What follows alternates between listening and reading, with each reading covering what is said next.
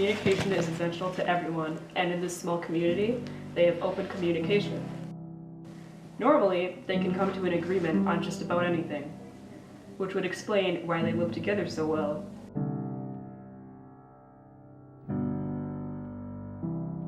But the key word here is normally. One day, while everybody is going about their business as usual, one of the farmers couldn't help but notice a hole in the ground right next to his famous apple tree. As he walked over, he expected to find an animal of some sort. Instead, he got shiny new, yes, you guessed right, cell phones. Surprised at this strange object, he runs to show the community members what he had found.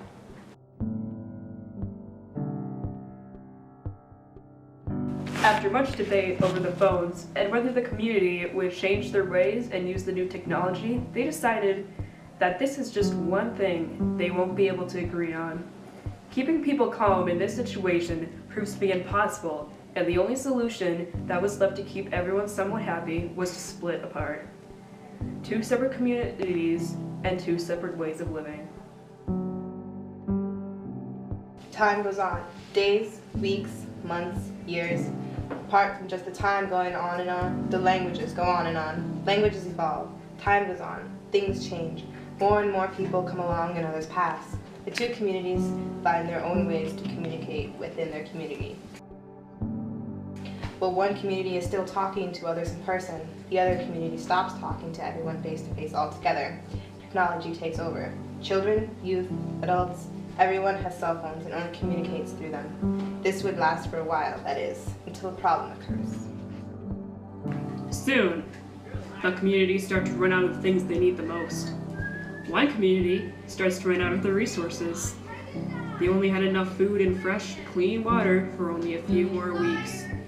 The leader of this community got a group of people together to head over to the other community to get the resources they need to survive. They make a plan to head over to the other community to try to compromise or trading their goods. The leader points at the biggest man and makes him the leader of the group.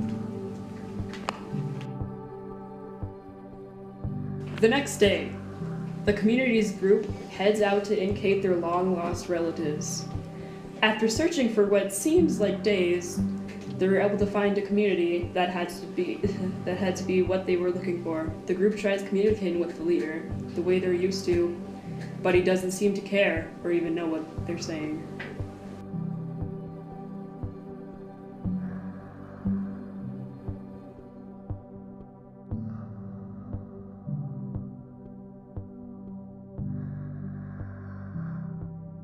As they are about to leave, the leader throws an old cell phone at them to get their attention.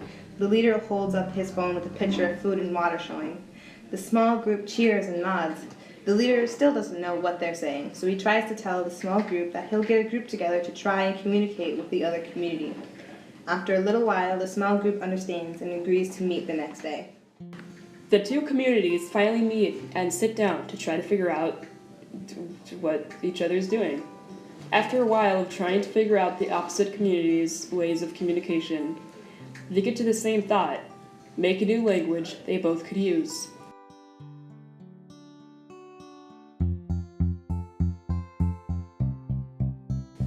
Although this took time and effort, the two communities figure out how to understand each other once again.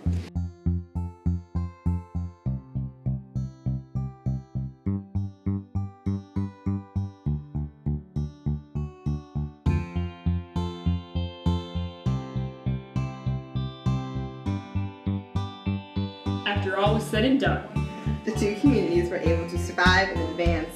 because of the work they did to communicate to each other, The renewed communication was a huge step in thriving their communities. and being able to trade resources after so many years.